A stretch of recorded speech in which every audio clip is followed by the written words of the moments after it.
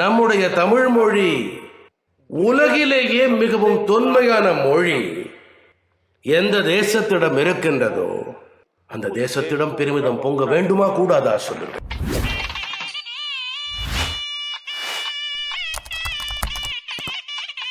செம்மொழி வலையொலி YouTube channel. இந்த சேனலின் மூலமாக, அந்த வலையொலியின் மூலமாக பல்வேறு தகவல்களை தினந்தோறும் நாங்கள் வழங்கி கொண்டிருக்கக்கூடிய அந்த நிலையில் சிலப்பதிகாரம் என்ற தலைப்பில் ஒவ்வொரு பகுதியாக வழங்கக்கூடிய அந்த தொகுப்பை முழுமையாக கண்டு பார்க்கலாம்.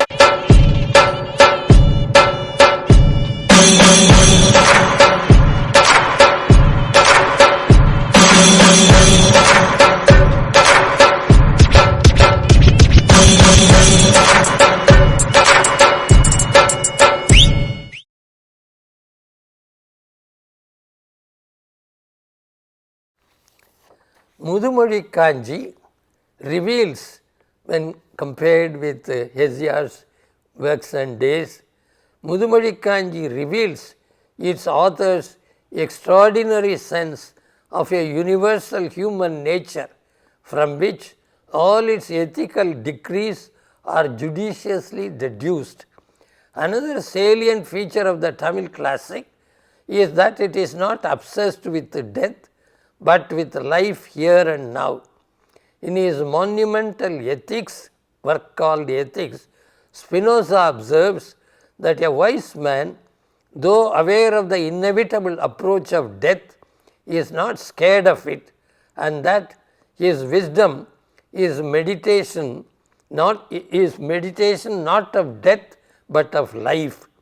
This meditation on life is done with great success in this Tamil didactic work Mudumozhi Kanji.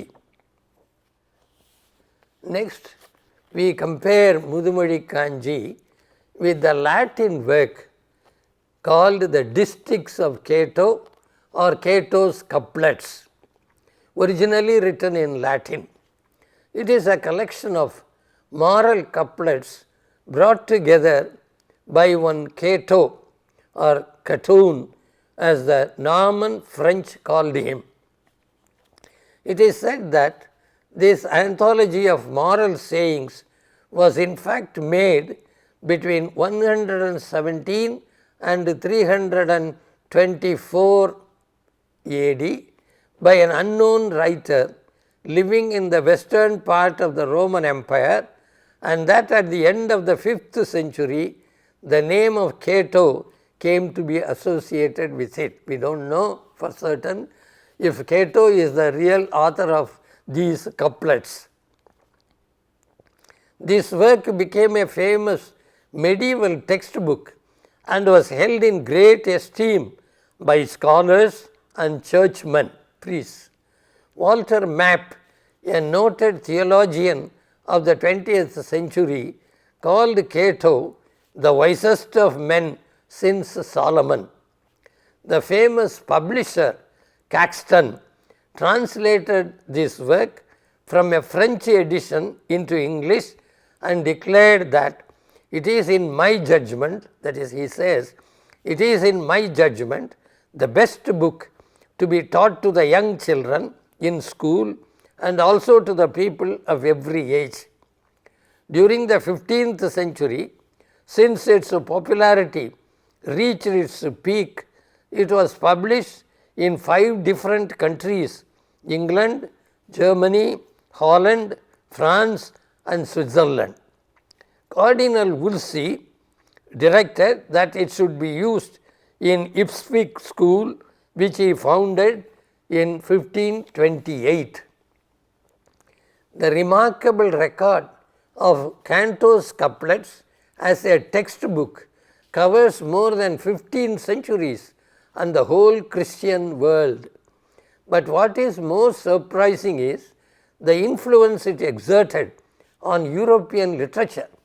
Even European literary writings in all those European languages were influenced by Cato's couplets.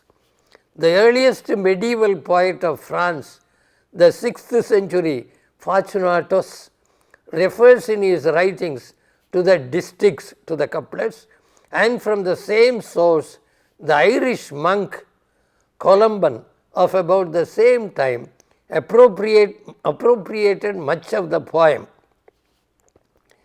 In the later part of the 9th century, Christian of Stablo in Aquitaine and Gerald of St. Gall revealed their literary obligation to Cato. All these acknowledge their indebtedness to Cato. Alfred the Great of England drew upon them for his Proverbs. His work Proverbs was influenced by Cato's couplets. 12th century writers freely quote them. The 14th century Piers Plowman contains many of these moral sayings with expression of acknowledgement of their source. Marlowe, the great dramatist, in his Jew of Malta, makes Barabbas soliloquize in terms of one of Cato's sayings. The earliest evidence of its influence on German literature is apparent in the poems of Frey Dank in the 13th century. For many centuries thereafter, various German writers use and quote Cato. All over Europe, there exist today many manuscripts in Latin and translations of it into dialects and vernaculars of feudal France, of Holland, Italy, Bohemia, Poland, Hungary, Romania, Denmark, Sweden, Iceland, Ireland and Wales. An important aspect of the service rendered by these little verses is their influence on the proverbial sayings of all European people. For these have been greatly enriched from the Catonian source. The numerous poems of parental instruction and ethical guidance from Columban's time on down through that of Alfred the Great and much later are largely the outgrowths of Cato's couplets. All these historical facts naturally force us to wonder if Cato's couplets deserves this kind of treatment. The English translator of the book, who has recounted the story of its success in this manner, he himself expresses his own reservations about the book's excellence. He himself says this conquering career of Cato's couplets was not due to superlative greatness of theme or content, but primarily to their simplicity and the homeliness and the practicalness of their wisdom. Though the period of their origin is close to that in which Christianity was accepted by the Roman state, their author is judged to have been an adherent of the old Roman gods. But while there is nothing certainly suggestive of Christianity in these verses, their pagan flavor was so slight as to constitute no disqualification, nor do they reveal any special philosophic traces. What the author seeks most to inculcate is prudence, caution, self-possession, shrewd adaptation to circumstances, courage, moderation and self-control. These are the virtues recommended by Cato.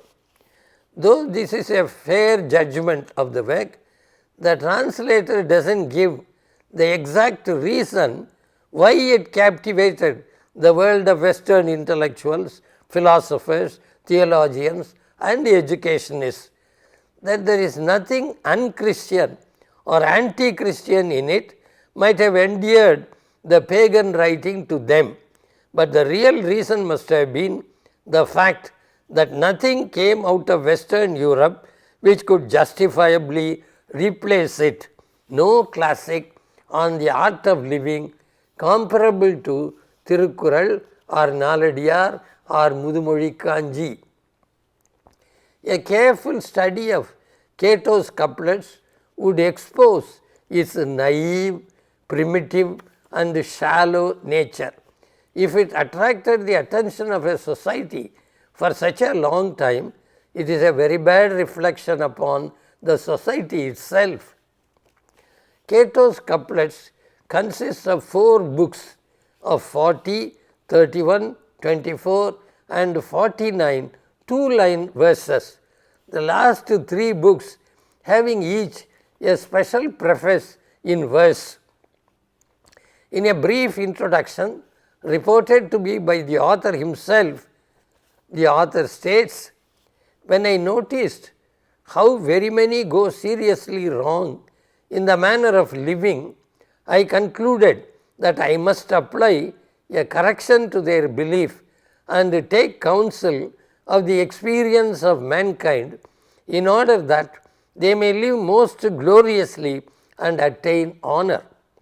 Now I will teach thee, dearest son," the author says, speaking to his son, "now I will teach thee, dearest son, in what way thou mayest fashion a rule for thy life. Therefore, so read my precepts that thou mayest understand them, for to read and not to understand is equivalent to not reading." A group of very short proverbs in prose precedes the collection of moral maxims in verse. Most of these proverbs, known to be of different and later authorship, are of 2 words each in Latin. The form will remind the Tamil readers, that is, every statement consists of only 2 words.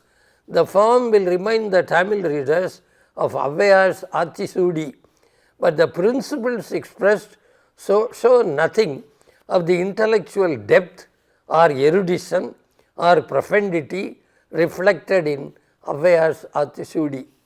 Almost all the notions given as serious commands in Latin in that book are ordinary, dull and commonplace.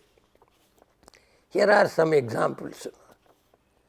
Pray to God, love your parents, cherish your relatives, guard those who are interested to you, shun the marketplace, walk with the honest people, don't attack till you are challenged, be clean, salute unhesitatingly, be obedient to him who is older than you are, respect the magistrate, preserve your sense of shame, protect your own interests, practice diligence, care for your family, return like for like, be careful about to whom to make presents, participate rarely in banquets, sleep enough, love your wife, keep your word, be moderate with wine, fight for your country, don't be easily deceived,